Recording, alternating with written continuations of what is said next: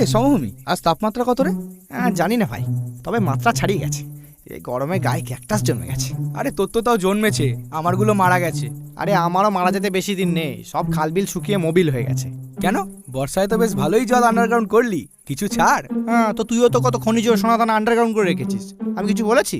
আরে তো বল না, কত খনিতে কত পানি দিবি? হবে না ভাই, আমার মাটি উর্বর রাখতে ওইটুকু জল লাগবে। ঠিক আছে, তোর এই বর্বরতার কথা মনে থাকবে। আরে বিশ্বাস কর মালভূমি, যেটুকু খাবার জল আছে সেটা আমারই চলবে না, এক্সট্রা ধোবার জল থাকলে তোকে নিশ্চয়ই দিতাম। মানে সেবার 5 কেজি সোনার বদলে যে 5 লিটার মিনারেল ওয়াটার দিলি, ওটা ধোবার জল ছিল? দুর্বোকা, ধোবার জল হতে যাবে কেন, ডোবার জল ছিল। শালা জল নিয়েও দুর্নীতি? হ্যাঁ, তুই শুধু আমার দুর্নীতিটাই দেখতে পাচ্ছিস, আর ওই মেঘ যে আমাদের ডোবা পুকুরের জল বাষ্প করে ওই পাহাড়ের কোলে ঢালছে, তার বেলা কে কার কোলে কি ঢালছে সমভূমি? বাবা, কি মেঘা আপনি? হ্যাঁ রে, আমি। আমার নামে তো দেখছি খুব কুকথার কুয়াশা সৃষ্টি হচ্ছে। না না, কুয়াশা নয়, ধোঁয়াশা, অস্পষ্ট। তো কষ্ট করে স্পষ্ট কথাটা বলে ফেলো, তোদের কিসে এত ফাটছে? কিসে আবার? এই গরমে আমাদের মাটি ফেটে ফাঁক হয়ে যাচ্ছে, আর যত বৃষ্টিপাত তাক করে শুধু ওই পাহাড়ের কোলে ঢালছেন। এ আপনার কেমন অসমনীতি? রাজনীতি। এই, আমার জলীয় বাষ্প আমি কারো কোলে ঢালবো না হলে ঢালবো সেটা আমার ব্যাপার, এতে তোদের কি বে? তোদের কি মানে?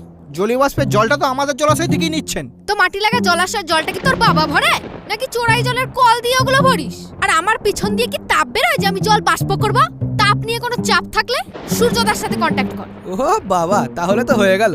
আমার একটা বন্ধু সূর্যদার একটু বেশি কন্টাক্টে চলে এসেছিল, এখন সে পৃথিবীর বৃহত্তম মরুভূমি সাহারা। হ্যাঁ, তাহলে দেখ, সাহারা হবি না বেসাহারা হয়েই থাকবি। আর এখানে এই গরমে আমি ঠিক ঘনীভূত হতে পারছি না। এখন মন চাইছে শীতল ওয়েদারে ধাক্কা খেতে পাহাড়ে, করতে শৈলতক্ষেপ বৃষ্টিপাত, ভিজিয়ে দিতে প্রতিবাদ। উফ, ফার্স্ট ক্লাস। উফ, পুরো 18+। ফার্স্ট ক্লাস তো লাগবেই, উঁচু ভূমি, আবার পর্বতের ছেলে, তেলা মাথায় তেল দেয়া আর কি। ভাই, ওটা ভেজা মাথায় জল দেওয়া হবে না? চুকার, আর একটা কথা বললে মুখে বাজ মেরে দেবো। হ্যাঁ, সেটা অন্তত করুন না, অন্তত বৃষ্টিপাত তো হবে। কিন্তু যে গর্জায় সে তো বর্ষায় না। বর্ষায় ডুবিয়ে মারবো তোকে মালো। হ্যালো হ্যালো ক্লাউডি বেবি, আসো। না, যাব না। তোমার কাছে গেলে তুমি আমায় ঘনীভূত করে আমার বৃষ্টিপাত করিয়ে দাও। বেবি, তোমার কালো মুখ দেখলে আমার ভালো লাগে না, তাই তো বৃষ্টিপাত করিয়ে দিই। ওমা তাই? আমার দুষ্টু হিলু, দাঁড়াও যাই। এই এয়ার বাস।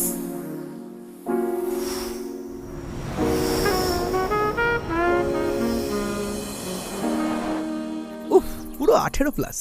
ওয়েদার তো পুরো ঘূর্ণিঝড় থেকে হর্নিঝড় হয়ে গেল ভাই। এসব ঝড়, বায়ু, হাওয়া সব সারা ঘূর্ণিপাত। শুধু সরকারি বিজ্ঞাপনে বলবে নিম্নচাপ হলে নিম্নলিখিত নাম্বারে ফোন করুন, 5 মিনিটে মেঘ তাড়িয়ে আনবো।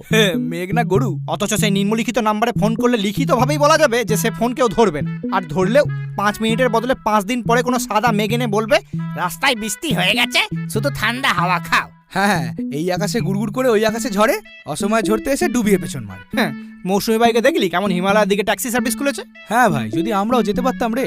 শুনেছি ওখানকার মেঘেরা ভাই স্নোফল করে। একটু ওয়াটারফল দেখতে পাচ্ছি না, আবার স্নোফল।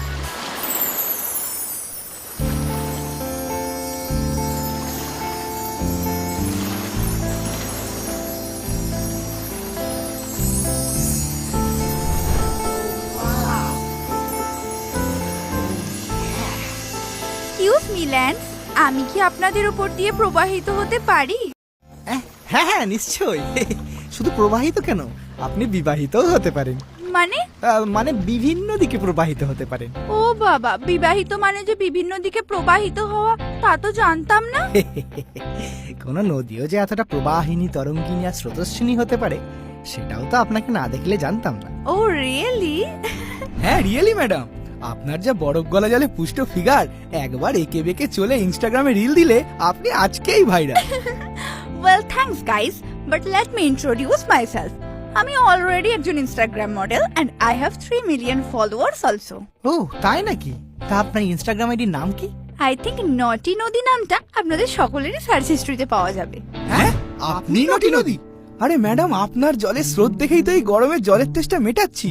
আর দেখেছেন, মুখ দেখে চিনতেই পারিনি। ইটস ওকে, মুখ তো দেখাই না, চিনবেন কি করে? But if you want to see more, please check my bio. Now please tell me কার উপর দিয়ে যাব? ম্যাডাম আপনি ওপর দিয়ে যাবেন বলছেন না, সমভূমির উচ্চতা তো মাত্র 300 মিটার, আমার উচ্চতা ওর থেকেও বেশি।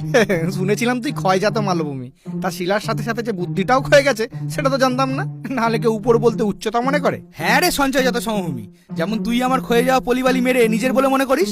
এটা তোর নয়, প্রকৃতির দান, নিতেই পারি। হ্যাঁ, বংশটাই তো দানে চলছে, সালা ভিখারি। এই মেরে শিলা ভেঙে দেবো। আয় না আয়, মুখে বালি ছুড়ে মারবো। তুই আয় না, তুই আয় না, তুই আয়, তুই আয় না। প্লিজ আপনারা নিজেদের মধ্যে টেকটনিক প্লেটের কলিশন করবেন না প্লিজ, না হলে এক্ষুনি ভূমিকম্পে চারিদিক ফেটে ডিজাস্টার হবে। আরে ফাটুক ম্যাডাম, আপনার জন্য আমি ব্যবচ্ছিন্ন মালভূমি হয়ে যাবো। ম্যাডাম আমি আমার বালিতে লিখে দিচ্ছি, ভূমির ঢালের দিক থেকে আমার মতো পারফেক্ট ভূমি আপনি কোথাও পাবেন না। এবার আপনি ডিসাইড করুন, আপনিও শক্ত পাথুরে জমি দিয়ে যাবেন না আমার নরম আদুরে ভূমিতে গা ভাসাবেন। কেন বে, আদর্শ তুই করতে পারিস? চারটা এই কি বললি? যা শুনলি তুই? Okay okay stop stop, I decided আমি দুজনের মাঝখান দিয়ে যাব। হ্যাঁ, মাঝখান দিয়ে? তাহলে ম্যাডাম দুটো শাখায় বিভক্ত হয়ে দুজনের উপর দিয়ে গেলে ভালো হতো না? No, impossible. শাখা নদী সৃষ্টি করতে গেলে তো আমাকে আবার আপনাদের ভাষায় বিবাহিত হতে হবে, তাতে আমার ফ্লো আর ফিগার দুই খারাপ হবে। মাঝখান দিয়ে যেতে দিলে বলুন, না হলে আমার পানি প্রার্থীর অভাব নেই। আরে না না ম্যাডাম, আপনি যেখান দিয়ে খুশি যান, আপনার যৌবনের জোয়ার ভাটা ও বেটা মালভূমি জানবে কি করে? এমন করছিস যেন ম্যাডাম থেকে ওই জোয়ারে কতবার টেনে নিয়ে গেছে। You guys are so funny.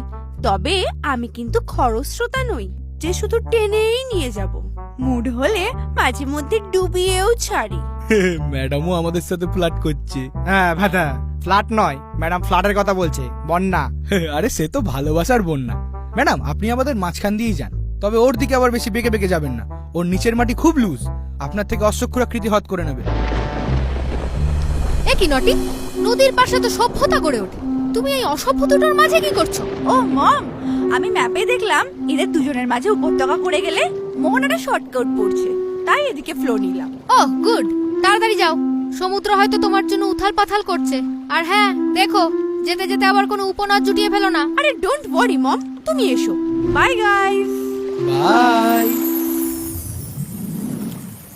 এমন কলকলে মেঘের এমন টলটলে মেয়ে দেখলে বিশ্বাস হয় ভাই? মালো, মুখের গুহাটা বন্ধ কর। আজকে নদীর বিয়ে, আমার আবহাওয়া খারাপ করার চেষ্টা করলে মুখে বাজ মেরে দেবো। হ্যাঁ, নটি নদীর বিয়ে কার সাথে? কেন, তোদের উপকূলে আর কে আছে? হ্যাঁ, সমুদ্র?